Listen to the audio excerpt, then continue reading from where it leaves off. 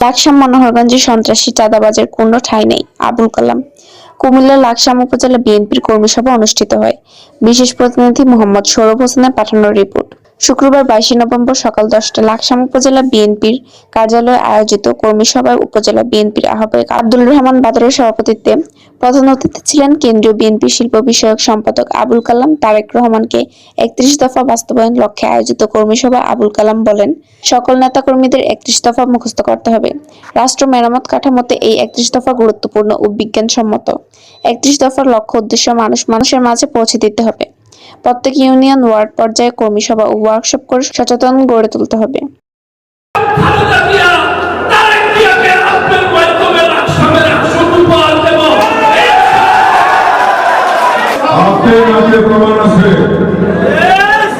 যারা এর সাথে জড়িত আপনারা ভালো হয়ে যান। এটা আপনাদের জন্য লাস্ট নোটিশ। আপনি যদি চাঁদাবাজি করেন, আপনি যদি বলেন যে প্রমাণ দেখান, এটা কি হয়? আপনি চাঁদাবাজি করছেন, আপনি সন্ত্রাসী। যে নিরীহ লোকদের চাঁদা দিচ্ছেন সে কি জীবনে বলবে, প্রমাণ দিবে? তাহলে আর 50 জনের নাম মনে রাখেন, আপনার নাম কেন বলে?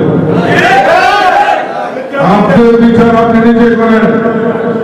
কেন আপনার নাম আসলো? কেন আমার নাম আসে না? কেন আব্দুল রহমান বাদরের নাম আসে না? আপনাকে প্রমাণ করে দিতে হবে। এমন প্রমাণ দেব, জিন্দিগি ভুলে দেব প্রমাণ দেব। সন্ত্রাস, চাঁদাবাজ, দখলদার এই লাকসাম মনোরঞ্জনের মাঝে কোনো স্থান নাই। যত বড় সন্ত্রাসী হোক, দলে আমাদের এমন আইন আছে, আপনি দিশাহারা হয়ে যাবেন। আপনি দিশাহারা হয়ে যাবেন। পথ দেখবেন না, রাস্তা দেখবেন না, কোন দিকে পালাবেন আপনি? কর্মী সভায় উপস্থিত ছিলেন লাকসাম উপজেলা বিএনপির সদস্য সচিব নূর হোসেন চেয়ারম্যান, লাকসাম পৌরসভা বিএনপির আহ্বায়ক আবুল হাশেম মানু, লাকসাম পৌরসভা বিএনপির সদস্য সচিব আবুল হোসেন মিলন, লাকসাম উপজেলা বিএনপির সাবেক আহ্বায়ক নূর নবী চৌধুরী, সাবেক সাধারণ সম্পাদক ডক্টর নূর উল্লাহ রায়হান সহ উপজেলা বিএনপি ও অঙ্গ সংগঠনের নেতৃবৃন্দ।